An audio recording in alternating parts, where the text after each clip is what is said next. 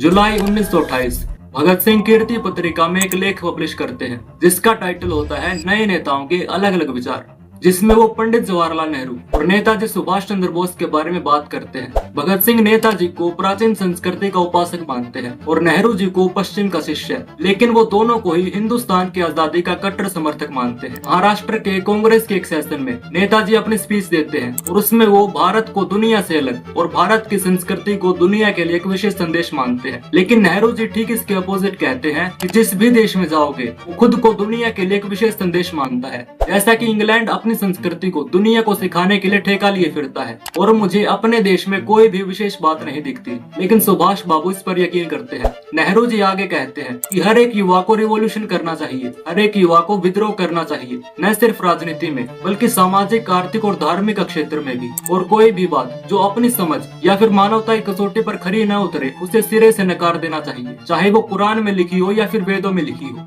भगत सिंह के अनुसार नेताजी के विचार एक राज परिवर्तनकारी विचार है, लेकिन नेहरू जी के विचार एक युगांतकारी यानी कि एक युग का अंत करने वाले विचार है। नेहरू जी एक और बात कहते हैं कि हमें वेदों और कुरान की तरफ देखने के बजाय हर एक फील्ड में रिवॉल्यूशन करना चाहिए, चाहे वो राजनीति में हो या फिर धार्मिक क्षेत्र में।